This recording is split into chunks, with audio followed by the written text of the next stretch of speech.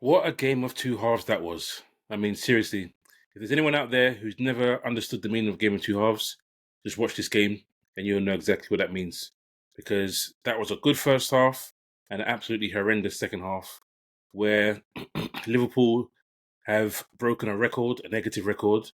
Not a single shot on goal, not on target, not a single shot on goal in a half of football at Anfield. And I'm lost for words to how that's happened, considering how we played in the first half.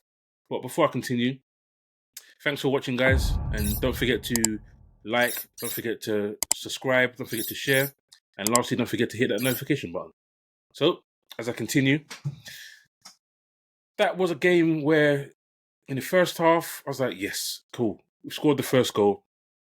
Then we get the penalty, which personally I thought probably should have been disallowed because I thought that Diaz had pushed the defender, forget his name now, and if it was the other way around, I'd have been like, that's a push, that's a blatant push, just like I thought it was against Everton. Different type of push, but still a push. So we got lucky with the penalty in my opinion, but Salah scores it, and half time it's looking 2-0. Cool, clean sheet, guys.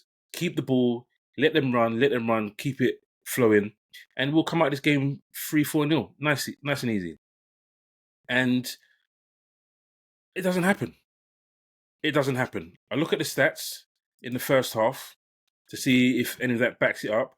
And in the first half, expected goals for us 1.66, possession 52%, shots in the first half 10, shots on target 3, big chances 2. We scored both of them. You look at Wolves, 48% possession, expected goals 0.38, 6 shots, 1 on target, and that's it. In terms of passing, they actually were better than us accuracy-wise. More passes, 182 to 181, and 85% pass accuracy. But that's fine, because we're winning 2-0, and Liverpool often are better. Not often, Liverpool have this season been a better second half team. So going 2-0 and you think, you know what, cool. Second half, we've got this. But before we get to the end of it, I'll give you the second half stats. 47% possession for us. 0 expected goals. Why? Because we had not a single shot on target, on goal, sorry, like I said previously. Absolutely atrocious. That should never happen for Liverpool. Never, ever. It has never happened before. That should never happen. And Wolves, in contrast, 1.1 expected goals, 10 shots, just like we had in the first half, and 3 on target. One big chance scored, one big chance, and they missed it. They missed it with a great save. What was it? A save? Was it the save? No, it wasn't the save. It was the tackle by Quanta. Fantastic tackle that was. Fantastic tackle. But just a really, really weird game. Because like I said, we had it all in our hands, and you got that weird thing where they say a half-time, a 2-0 result, a 2-0 scoreline is the hardest scoreline to keep. And often people are like, that's just a load of nonsense. But time and time again, we see that people do take their foot off the gas and let their opposition in. Obviously, we had to make a change at half-time. I personally don't think Konate should have been sent off. Not every foul is a yellow card, and it wasn't reckless. It wasn't anything like that. It was clumsy, and that doesn't mean that's a yellow card. But Slot thought otherwise. He's been in football a long time, and he's seen it before, where referee hasn't made a call, goes in at half time, thinks, maybe I got that one wrong, and then rectifies it by giving a second yellow card for the first foul the person does in the second half. So he comes off. You bring on Kwanzaa, who personally I didn't think was that poor. Wasn't bad today. I thought he had a good game. A lot of people weren't too happy with him coming on. And as soon as we scored, it was like, oh, Kwanzaa and Bradley, No, for me, it wasn't.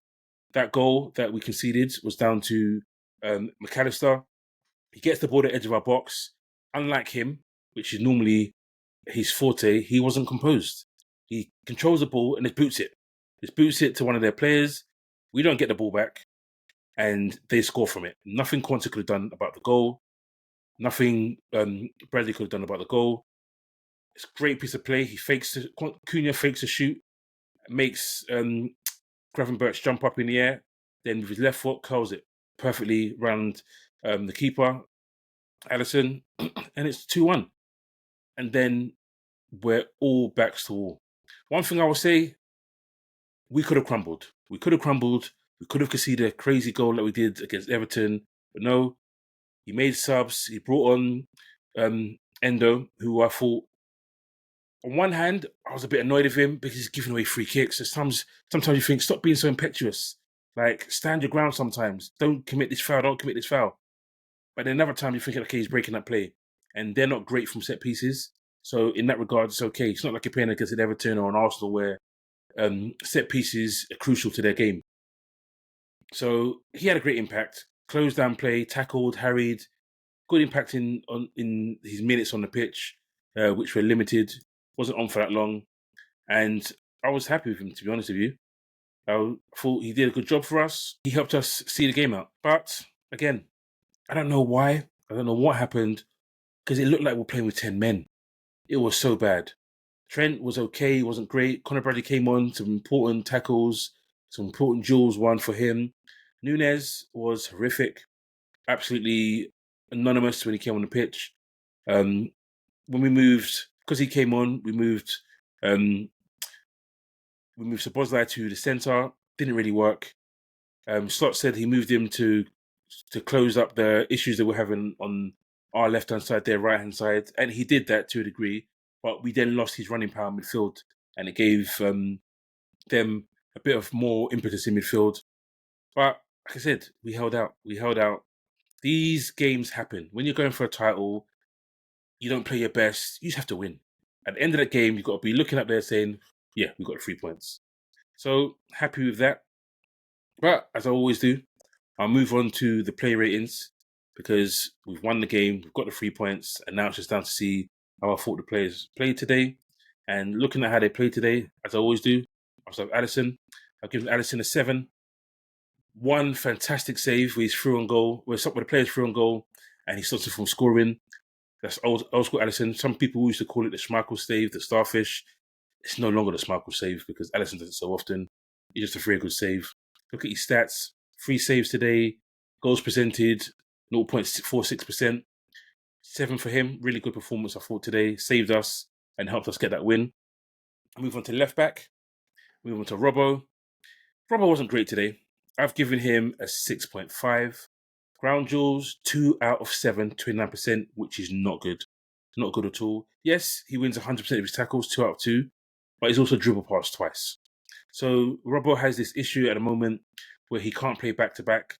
So him starting against Everton and then starting today, probably should have started Kostas Tsimikas today, if I'm being completely honest, so that Robbo's always fresh. So yeah, Robbo gets a 6.5, not his best performance. We went to VVD. I thought VVD was actually good today. A rare situation where he doesn't win any of his tackles. But aerial duels, 4 out of 400%. Interceptions, 4. Defensive actions, 16. And in general, he helped keep the defense solid. 7.5 for him.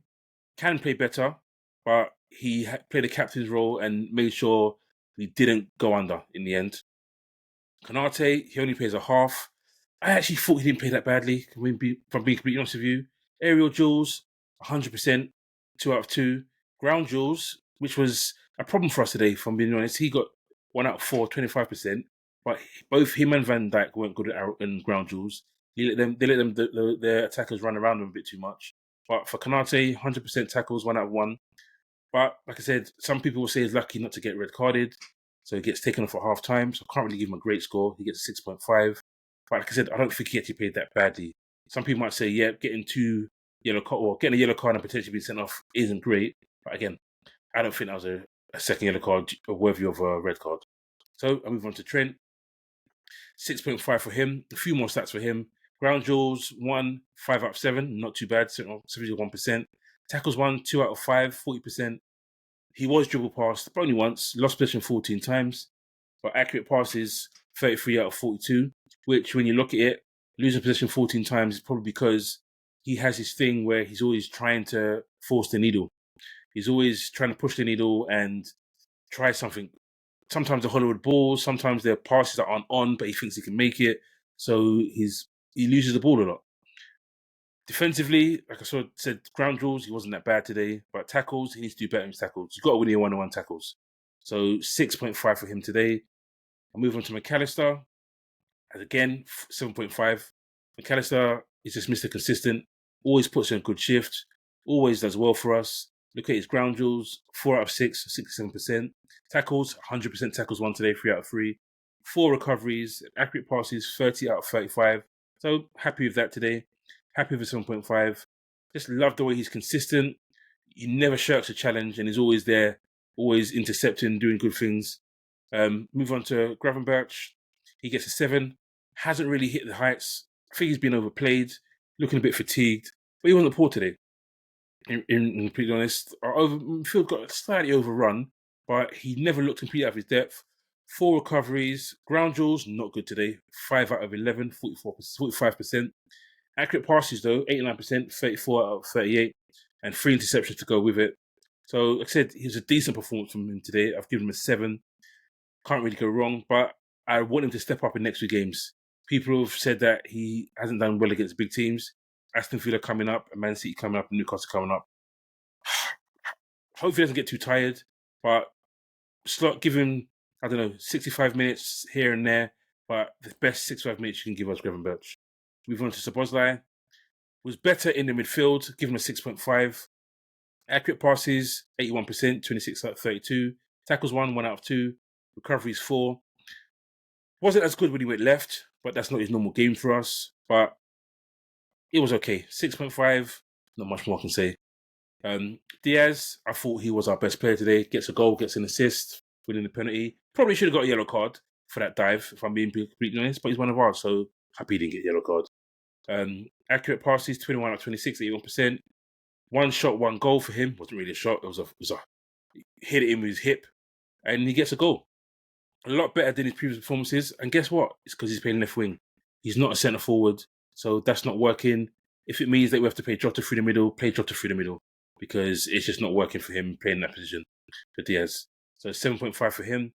Salah, 7 for him. Successful dribbles 1, 100%. Accurate crosses 1 out of 2. And the goal we scored, really poor first touch, which confused the defender, which he made him pass it to Diaz. Diaz scores. Shot accuracy 50% again, 1 out of 2. But he scores his penalty and ends up winning us the game with that penalty. So 7 for him. Not his best performance. He can do better, and he will do better. Look at Jota. I've given him a 6.5. Wasn't great today, but good link up in the first goal. Does well, holding off his man, pass it to Diaz, and Diaz does the rest, pass it to Salah, and then we score from that. So happy with him today. Shot accuracy 1 out of 3. Not great. I said I've given him a 6.5, haven't I? Yeah, not great for him. So he needs to do better. First time he started in a while. So he's a battler. Duels won. He didn't win any duels today, which was really, really disappointing. Lost 3 out of 3 ground duels and lost 3 out of 3 aerial duels. But he can do better.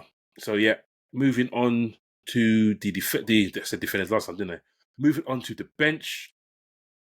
Quansah, who was the first one off the bench at half-time, he's the only one that's going to get the stats. Accurate passes, 100%, 30 out of 30, well done. Clearances 2, interceptions 2, defense checks 5. I thought he had a good game.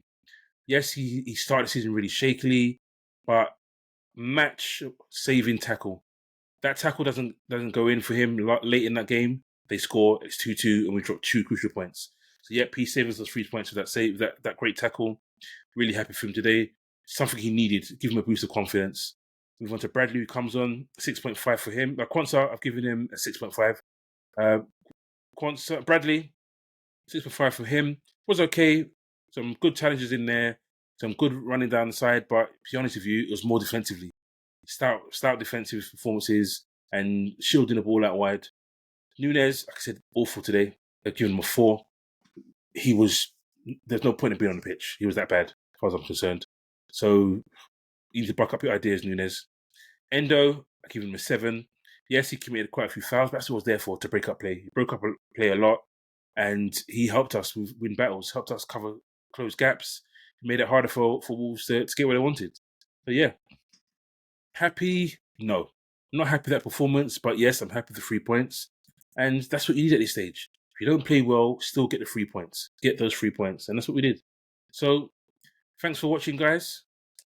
As usual, don't forget to go on X. You can find this video. You can find other stuff that I post as well. The handle for that is @ArmchairPundits. You can on Instagram, find old videos, old shorts, old clips. The handle for that one is @ArmchairPundits Podcast. And finally, the same. You can find the same stuff on TikTok, and the handle for that is @armchair.pundits. So, thanks for watching, guys. Take it easy. Peace out.